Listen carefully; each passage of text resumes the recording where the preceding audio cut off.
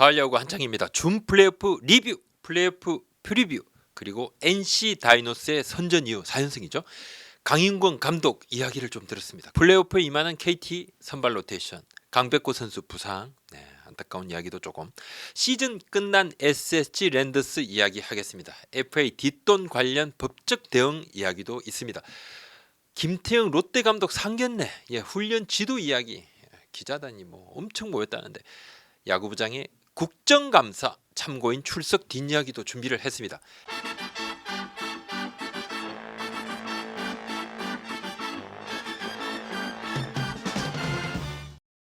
NC 파죽의 가을 야구 4연승, 패디 선수가 나오지 못하는 상황에서도 불어냈는데 흐름은 가져왔다. 기세를 이어갔다.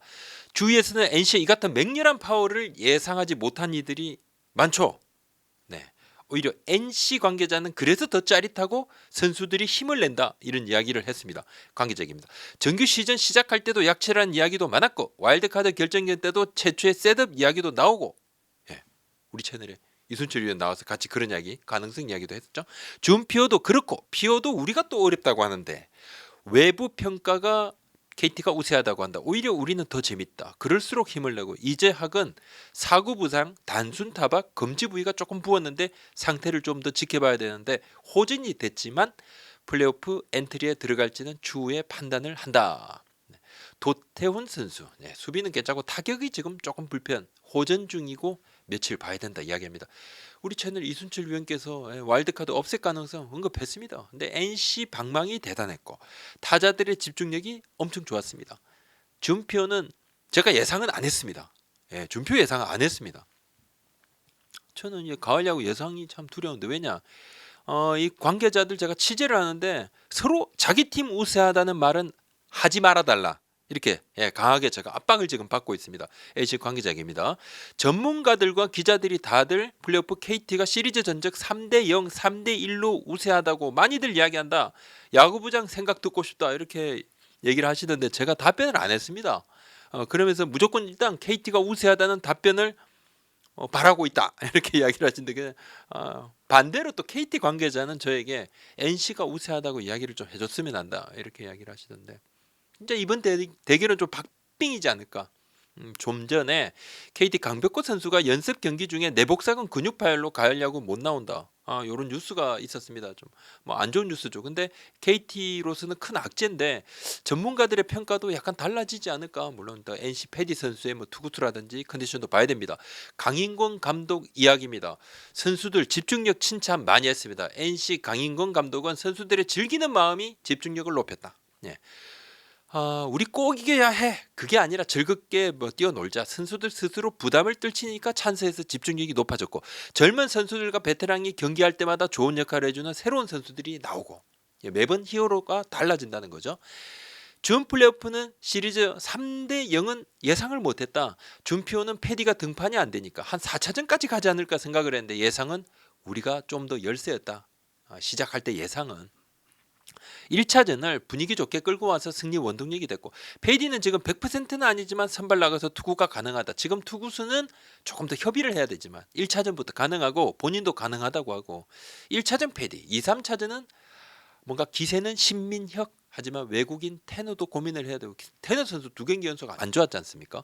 2차전은 며칠간 컨디션과 선수들 기록을 보면서 정하려 한다. 시즌 초반에는 나도 그랬고 우리 팀 성적 예상은 기대치는 좀 떨어졌다. 선수들 덕분에 이른 가을을 보내는 중이다. KT에 대한 부담이 좀 있다고 했습니다. 상대 전적도 시즌 중반부터 KT하고 하면 좀 어려움이 있었고, KT 야수들 경험도 많고 선발도 좋고 NC가 도전자 입장이다, 이렇게 이야기를 합니다.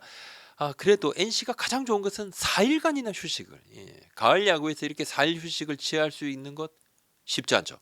강 감독은 우리는 선발보다는 불펜에 포커스가 맞춰져 있다. 아무래도 패디 선수가 조금 빠져나와 있었으니까 이번 4일 휴식은 진짜 크다 이야기합니다. KT 이야기입니다. 엄상백 선수 며칠 전 라이브 피칭, 포수들이 평하기로 좀 쉬었더니 공이 더 좋아졌다. 전혀 지금 컨디션은 문제 없습니다. 투구수를 좀 올려야 되는데 최대 한 60개 가까이 끌어올려서 플레이오프 때는 불펜, 만약에 KT가 한국 시리즈를 가게 되면 그때는 좀 달라질 수 있겠죠. 불펜 또는 선발도 가능하고, 플레이오프 선발은 쿠에바스, 벤자민, 고영표 순입니다. 올라오는 상대팀에 상관없이 정해뒀다 그럽니다. SSG가 올라오든 NC가 올라오든 그냥. 김민혁 선수 부상이 있었는데 자체 청백전 지금 치르고 있고 경기 감각 조금 문제가 있지만 그래도 뭐 대타 정도로 하면서 조금씩 올라오지 않을까 페이스가. 강백호 선수가 안타까운데 26일 연습 경기에서 다쳤습니다. 오늘 오전에 KT 관계자가 저에게 강백호 동기부여가 참 된다. 아시안게임 금메달 심리적으로 안정이 됐고 체중도 다시 이제 굉장히 많이 줄었다가 이제 불고 있다. 컨디션이 너무 좋다고 이야기를 했는데 오늘 연습 경기 때 내복사근 근육을 다쳤습니다.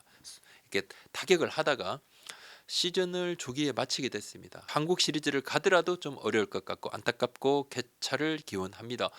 KT의 전력 손실이 상당히 크게 보입니다. 물론 뭐 올 시즌 강백호 선수 없을 때도 KT가 잘 해왔고 그렇지만 돌아온 강백호 원래 강백호의 모습이라 그러면 중심 타자니까 아쉽죠. KT 입장에서는 굉장히 아쉽죠. KT는 SSG하고 NC 내심 SSG보다는 NC를 좀 까다롭게 봤습니다. SSG가 조금 더 그래도 상대하기에는 조금 수월하지 않을까 이런 좀 내부 생각은 있었는데 SSG 랜더스 상대로 KT 선발들이 다 강했으니까. 근데 이제 NC는 상위 타순 타자들이 빠르고 정교하고 까다롭고 또 패디 선수 1선발이죠. 리그 전체 1선발. 물론 KT가 패디 선수에게 1패를 안긴 팀이지만 MVP가 유력한 최고 에이스입니다. 패디 선수가 뭐 건강하게 돌아온다 그러면 굉장히 위협적인 투수죠. KT는 20일을 쉬었습니다. 정규 시즌이 빨리 끝나는 바람에 체력은 뭐 충분하다. KT 얘기 조금만 더 이어가면요. 내부 FA 김재윤, 주건 선수 둘 다 잡는다는 게 기존인데 구단 내부적으로는 주건 선수는 FA 선언을 뭐 안 할 수도 있지 않을까. 물론 뭐 할 수도 있지만 안 할 수도 있지 않을까. 올해 주건 선수가 바닥을 쳤기 때문에 다시 뭐 살아날 가능성이 높다.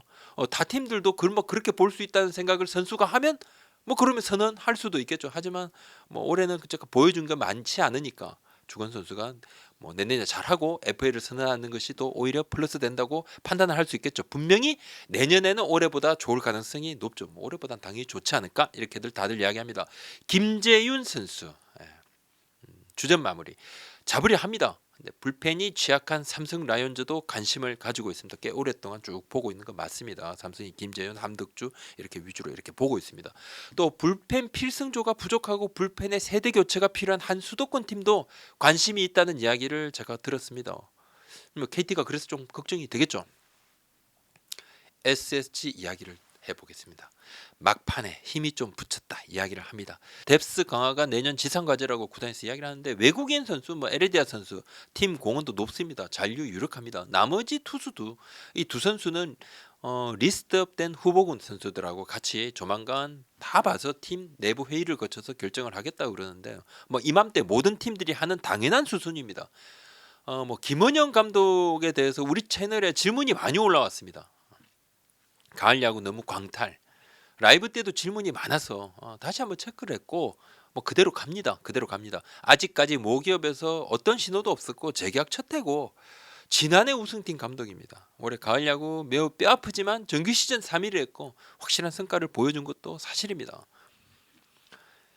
롯데 얘기입니다. 김태형 감독 얘기인데 김태형 롯데 감독의 취임식 상견례 마무리 훈련 이렇게 같이 하고 있는 부분이 쭉 진행이 되고 있습니다.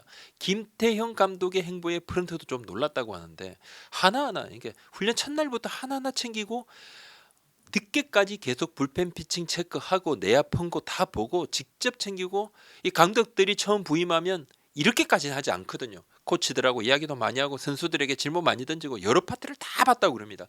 롯데가 가을 야구 중인데 김태형 감독 선임을 하면 이슈가 좀 섞일까? 이렇게 고민을 좀 했다고 합니다. 이슈를 좀 선점을 해버려 가져오면 좀 미안하지 않습니까? 하지만 늦출 수 없는 상황이었고 고민 끝에 발표를 했는데 관심이 생각보다 훨씬 커서 이 정도일지는 예상을 못했다고 그러는데 취임식에 기자단만 50명. 시즌 초에 FA 노진혁, 유강남, 한인희 선수 갑자기 합류했는데 그때 입단식에 30명 왔을 때도 정말 뭐 이거 대단한 엄청난 관심이라고 그랬는데 서울 수도권에 있으면 아무래도 기자들이 좀 모이기 쉽겠죠. 근데 다 출장을 내려가는 겁니다. 뭐 그게 또 현지 기자들도 왔겠지만 50명 거의 기록이다. 어제 상동 상견례는 기자단 30명, 2007년 11월에 로이스 감독이 상동에서 상견례할 때 한 15명 정도 왔습니다. 그때 2배입니다. 그때보다 지금 미디어 매체가 늘었다고 해도 이를 감안해도 대단한 수치라고 구단에서 이야기를 하고 있습니다. 임팩트가 로이스 감독 때보다 그때 뭐 외국인 감독 때니까 얼마나 큰 이슈가 됐습니까? 그때보다 훨씬 임팩트가 강하다. 선수들 분위기는 어린 선수들은 제대로 결과물 보이고 성장하지 않으면 자기 자리가 보존되지 않는다 이렇게 생각을 합니다. 김태형 감독이 개인 성장을 주문을 했습니다. 더 달라져야 된다. 나아져야 된다. 첫 훈련에서 마무리 훈련에서 유니폼을 안 가져온 선수가 좀 뭐 소수 있었습니다. 뭐 어디까지나 뭐 해프닝인데 훈련 때 이름 새겨진 유니폼 말고 점프하고 트레이닝복만 입고 훈련한다 이렇게 생각한 선수들이 좀 있었다고 합니다. 다른 선수 이런 유니폼 빌려 입고 했는데 김태형 감독은 1년차, 2년차 잘한다고 계속 이렇게 이어지지 않으니까 성장을 해야 된다. 전준우, 안치홍 정도 빼고는 나머지는 생각을 달려야 된다. 이렇게 이야기를 합니다. 선수들도 좀 바뀌어야 된다. 각오하라. 롯데 새 단장 아직 선임 이전인데 10월 안에 뭐 해봐야 뭐 한 5일 남았습니다만 10월 안에는 선임한다고 합니다. 며칠 안 남았죠? 국정감사 얘기를 좀 하겠습니다. 국정감사 때 FA 뒷돈 논란의 허구현 총재 증인, 야구부장은 참고인. 저도 국감 다녀왔는데 저도 사실 어떤 의혹을 제기하고 또 증거들이 나올지 이렇게 유심히 좀 봤는데 10여 년 전에 근데 당시 실제 계약과 KBO 제출 계약서가 좀 달랐죠. 뭐 이후 통일 계약서가 도입되면서 지금은 뭐 계약서 그대로 합니다. 당시는 단연 계약을 해도 1년짜리 이렇게 연봉 계약서만 이렇게 제출하는 그런 좀 이상한 시기였는데 뭐 그것과 별개로 당시 SKA 선수가 경찰 조사를 뭐 갑자기 받게 된 두 번이나 1억 원의 출처에 대해서 조사받았는데 뭐 이 부분을 문제 삼고 지금 변호사 분이 뭐 횡령 의혹을 제기를 했는데 당시에 프런트 관계자들하고도 저도 뭐 체크를 좀 해봤는데 지금 법적 대응 중입니다. 프런트 관계자가 법적으로 대응을 하겠다. 강하게 반발을 하고 있습니다. 조만간 이것도 뭐 정리가 되는 대로 한번 저도 한번 체크를 좀 해보도록 하겠습니다.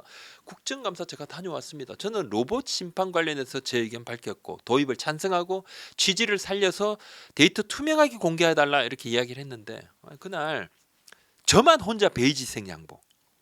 이 증인이나 참고인 이렇게 이분들이 좀 야단 맞는 분들이 많아서인지 다들 이렇게 짙은 색 양복인데 저만 베이지색이 너무 눈에 좀 띄었습니다. 저 가서 제가 깜짝 놀랐는데 다들 이게 높으신 분들이 오다 보니까 같이 온 이제 관계자분들이 안절부절하면서 뒤에서 이렇게 생수를 하나씩 주더라고요. 서랍 밑에 생수를 하나씩 탁 해놓고 이렇게 근데 먹는데 제가 지금 목이 좀 말랐습니다. 그것 외에는 의미 있는 그런 경험 또 영광이었죠. 국회에서 제가 발언을 할 수 있는 그리고 이제 제가 이제 유명하지 않는데 유명한 유튜버 이렇게 말씀을 해주셔서 제가 막 좀 쑥스럽더라고요.